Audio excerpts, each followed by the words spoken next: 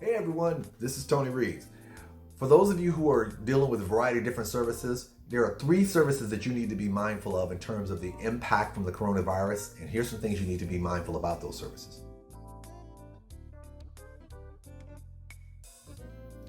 Number 1, utility services. Whether it be the city or the county, some of you have probably gotten a lot of information about, we're gonna, there'll be a suspension of all disconnect opportunity. We're going to postpone this.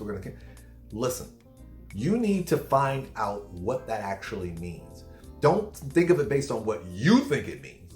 Contact the providers, whether it be your electric company, your water company, your gas bill, whatever the case may be, and ask them, when you're telling us you're going to suspend something, does that mean you don't have the responsibility to pay for that month at all? Let's say they just say let's say they're going to waive your month for the month of April.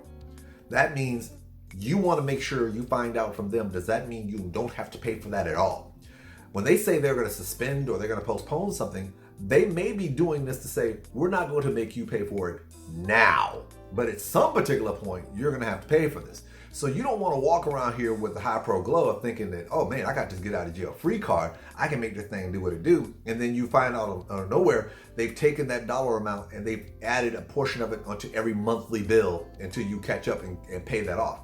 Contact your providers, whoever it is, like I said, gas, water, electric, and ask them if there are any programs that are available that they're applying to your monthly payments in terms of this coronavirus, and whether you're going to be responsible for paying anything back or during those months when things were tough.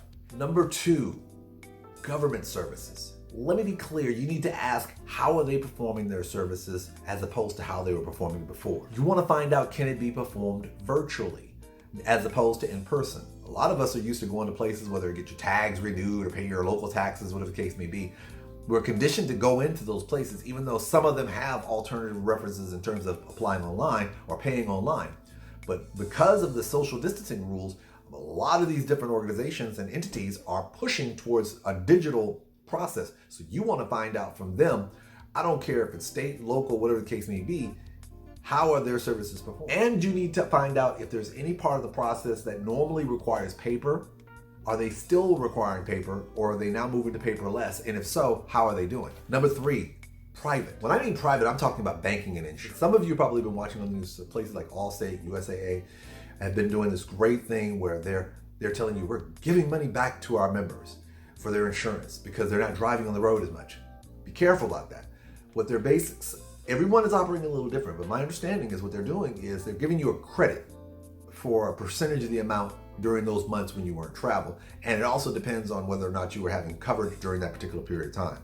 Whatever things that the banks and the insurance companies are doing to help you out during this time, make sure you get a clear understanding that, 1, how long is this going to last? You don't want to be in a situation where they've adjusted your monthly premiums down and you're thinking, and then you start basing your budget on that new premium, and then you come to realize that once this transition has happened, they go back up to the normal amount.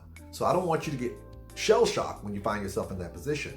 So make sure you contacting your banks, your insurance companies, any of your providers, whether it be who is offering. Make sure you call your insurance company, your banks, your brokers, whatever the case may be, and find out if they're giving you reduction on their normal services or fees and so forth. Is that going to be a permanent thing? How long it's going to last? So this way you're not in a position where you become reliant upon those changes and then get shocked when they go back to the way they were.